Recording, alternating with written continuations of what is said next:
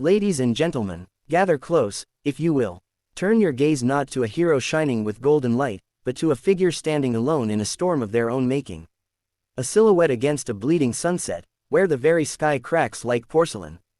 This is the complete life story of the Monarch of Destruction. Our story does not begin in shadows, but in the light. Imagine a young soul, bright-eyed and full of conviction, much like the determined protagonists we cheer for in the first episode.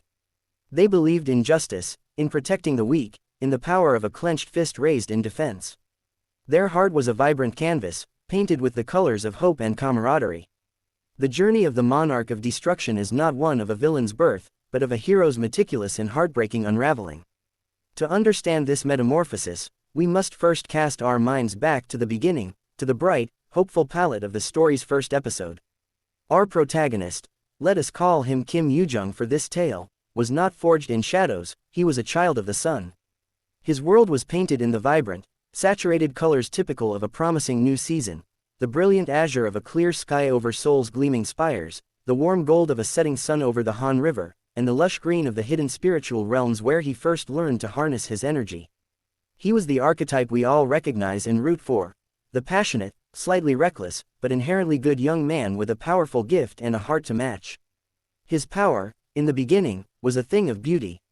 It manifested not as a destructive force, but as a luminous, cerulean blue energy, a radiant soul, that could heal wounds, fortify barriers, and shine as a beacon in the darkest of nights. Think of the awe-inspiring, fluid animation when a character in The God of High School first unleashes their true potential, or the breathtaking magical sequences in Tower of God. Yoo-jung's energy was like that, dynamic, pure, and full of life. He fought not for glory, but for a simple, unwavering creed, to protect the smiles of those he loved. His core motivation was relational, anchored in his found family, his master, and his first love, Soo-ah, whose own gentle light seemed to complement his own. Their bond was the narrative's emotional core, portrayed in those soft focus flashbacks and heartfelt, quiet moments between the epic battles. The initial conflicts he faced were starkly defined in the classic shonen tradition. There were clear antagonists, arrogant clan elders who abused their power, monstrous specters that leaked from dimensional rifts, and rival factions that threatened the peace. The moral lines were drawn in bold, uncomplicated strokes. Good was good, evil was evil, and victory was achieved through grit, friendship, and pushing his limits to achieve a new, flashier transformation. Each win was a crescendo of triumphant music and soaring camera angles, reinforcing the belief that righteousness would always prevail. The deconstruction began not with a bang, but with a series of hairline fractures, almost invisible at first. This is a hallmark of sophisticated Korean webtoons and anime, the slow burn psychological breakdown. The first fracture was the compromise. Yoo-jung is faced with a scenario where there is no perfect, heroic choice. To save a village, he must allow a corrupted spirit to escape, knowing it will claim other lives. To protect his clan's reputation, he must conceal a truth that would expose their hypocrisy. The world, he started to realize, was not black and white, but a murky, unsettling gray. The animation in these moments would subtly shift, the vibrant colors would desaturate slightly, the lines becoming grittier, and the soundtrack would trade its heroic orchestrals for a more ambient, dissonant score. The second fracture was the betrayal of ideals. The very institutions Yoo-jung swore to protect, the guardian clans, the national superhuman agency, began to reveal their rotten cores. He discovered that the elders who preached honor were engaging in forbidden soul alchemy experiments. He learned that the agency he served was secretly orchestrating minor crises to maintain public control and funding. His unwavering faith was met with cynical pragmatism. The people he looked up to were not pillars of virtue, but flawed, power-hungry politicians in heroic garb. This is where we see the first flicker of doubt in his eyes, a subtle change in his expression that the sharp, detailed character acting in Korean animation captures so well, a slight tightening of the jaw, a shadow passing over his once luminous gaze. Then came the sledgehammer blow, the point of fracture. This is the catalyzing tragedy that every great deconstruction narrative builds towards. For Yoo-jung, it was not a grand, final battle. It was something far more intimate and devastating. He uncovers a plot by the agency to eliminate a perceived future threat, a prophecy about a world ender. The target, Soo-ah, whose latent power they cannot control and thus will not tolerate. Yoo-jung, using every ounce of his influence and power, races to stop them.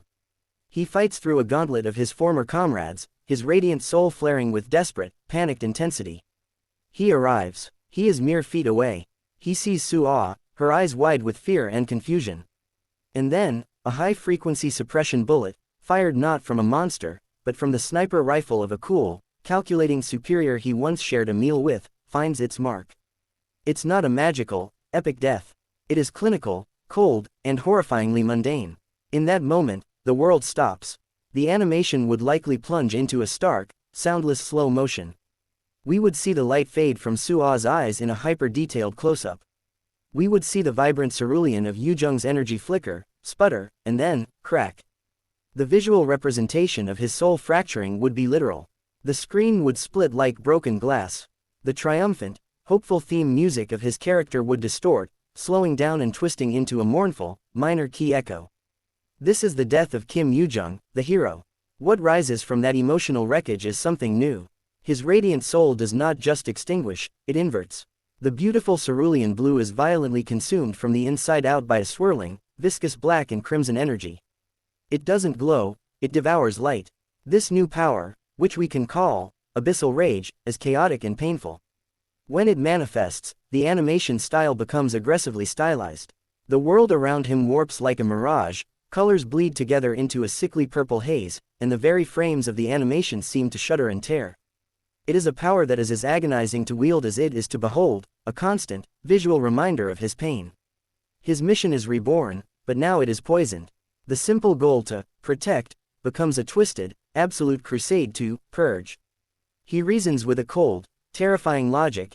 If the world is so inherently corrupt that it would destroy innocence to preserve its own flawed order, then the entire system is not worth saving. It must be torn down, brick by brick, until nothing remains but a blank slate. He is no longer fighting against villains, he is fighting against reality itself. The former comrades who try to reason with him are no longer seen as friends, but as living embodiments of the lies he once believed. Their pleas are met with a hollow, empty gaze. His dialogue becomes sparse, clipped, and laden with a chilling finality. The passionate, shouting hero is gone, replaced by a quiet, walking apocalypse. This deconstruction is the core of the tragedy. We, the audience, witnessed every step. We saw the bright-eyed boy, we felt the slow creep of disillusionment, and we were shattered alongside him at his moment of ultimate loss. We understand, on a visceral level, how the Monarch of Destruction was built. He was not born from evil, but from a love that was brutally murdered, a hope that was systematically extinguished, and a hero's heart that was shattered and then reforged in the fires of utter despair into the coldest, sharpest weapon imaginable. His story is a devastating answer to the question, what happens when a hero looks at the world he vowed to protect and decides, with perfect, tragic clarity, that it is beyond saving?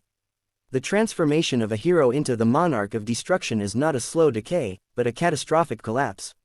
It is the structural failure of a soul, and like all such profound shifts in reality, it requires a catalyst of immense and concentrated force. In the world of Korean animation, where emotion is often rendered with as much visceral impact as any physical blow, this catalyst is never a simple plot point.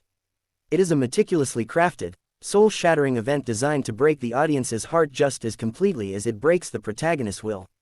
This is the point of fracture. Imagine the scene, rendered with the stunning, cinematic quality of a feature-length anime film. The protagonist, let's call him Jun, has just fought a desperate, heroic battle against a seemingly external threat. His signature power, perhaps a brilliant, golden light, is flickering from exhaustion, but his resolve is intact. He believes he has won. He turns, a weary but hopeful smile beginning to form, expecting to see the grateful faces of those he saved. But instead, his eyes meet a scene of perfect betrayal. The final blow does not come from a monster's claw or a rival's energy blast.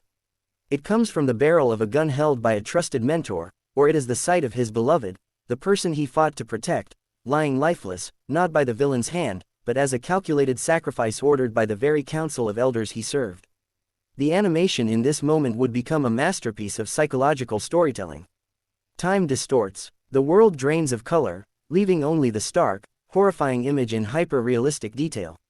The soundtrack, a soaring, hopeful orchestral piece, screeches to a halt, replaced by a deafening silence, then a rising, dissonant ring in the ears.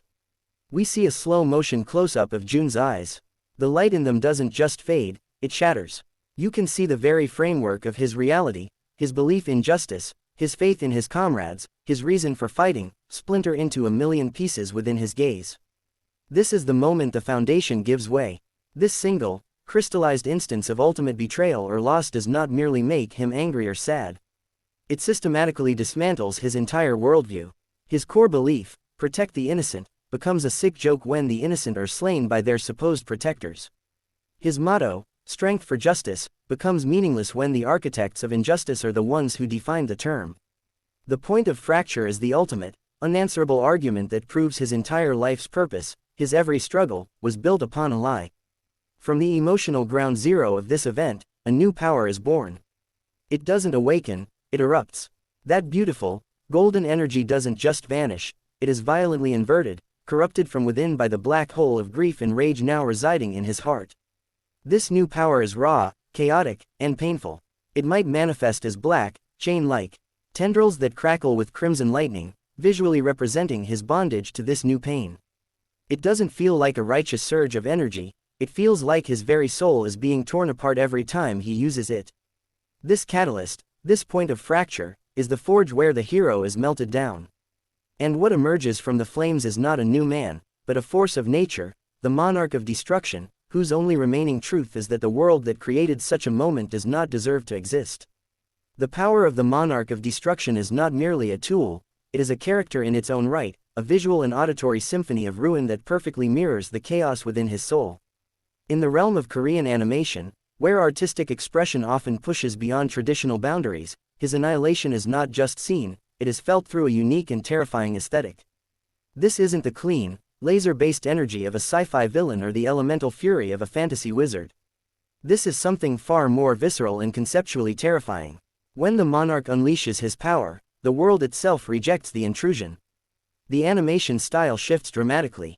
The clean, digital lines of the environment begin to waver and distort, as if the very source code of reality is being corrupted. His energy manifests not as a bright, projectile beam, but as a living, viscous substance, a storm of sentient, inky blackness that seems to drink the light from the air. It crawls, it consumes, and it corrupts.